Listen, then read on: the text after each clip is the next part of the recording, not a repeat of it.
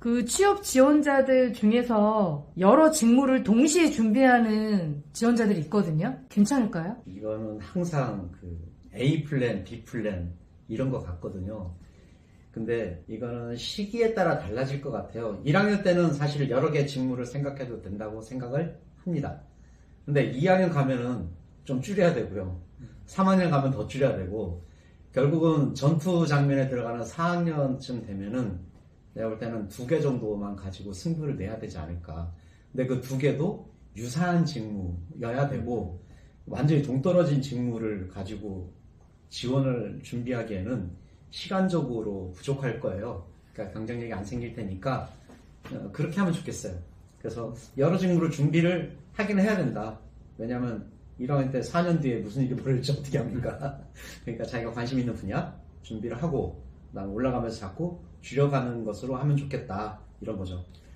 뭐 1, 2학년 때 정도, 1학년 때 정도는 본인이 확실하게 뭔가 하고 싶은 진로의 직무가 없다라고 했을 때는 한 2가지 정도를 가지고 고민을 해볼 수도 있겠죠. 근데 이제 갈수록 뭐 2학년 정도 되면 그 중에 하나는 정리를 하고 본인이 가고자 하는 최소한의 직무 영역은 정해놔야 마케팅도 국내냐 해외냐 아니면 기술 영업이냐 아니면 진짜 뭐 대면 영업이냐 뭐 대리점 영업이냐, 그러니까 이 영업도 분야가 다양하니까 좀 이제 뭐 그렇게까지는 아니지만 어떤 영업 분야를 정하던 좀 세분화시키는 건 2학년 후반이나 중후반에부터 들어가야 되지 않을까 싶어요. 그렇지 않으면 효율적으로 준비할 수 없는 상황이니까 현실적으로. 그리고 이제 자기 개발이라는 게 반드시 필요하잖아요.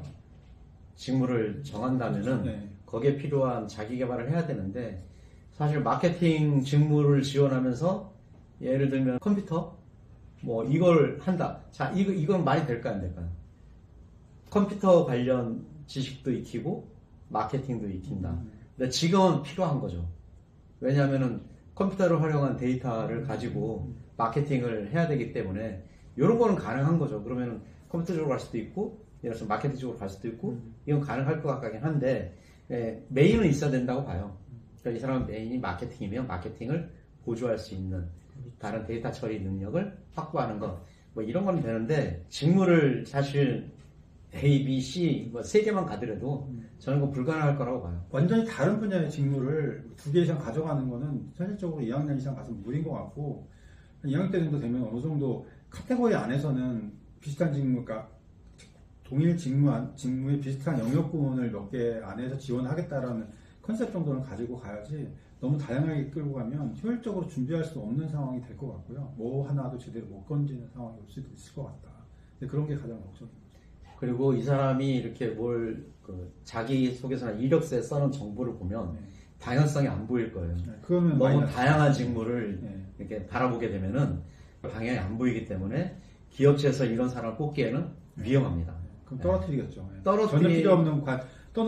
전혀 필요 없는 자격증이나 어떤 교육이나 어떤 경험들을 쓸데없이 쓸 수밖에 없는 상황이면, 예를 들어서 간호사 지원하는데 공인중개사 자격증 있다고 쳐봐요.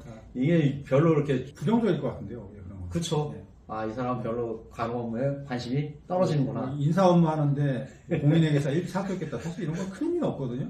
아, 저는 건 떨어뜨릴 거예요. 네, 오히려 떨어뜨리는 거예요. 왜 공인회계사 안 되니까 네. 인사 업무 지원하는 거 이렇게 되거든요. 네, 그렇죠. 그런 거는 그러면은 이제 자기 개발할 수 있는 시간을 갖고 손해 본 거고. 네.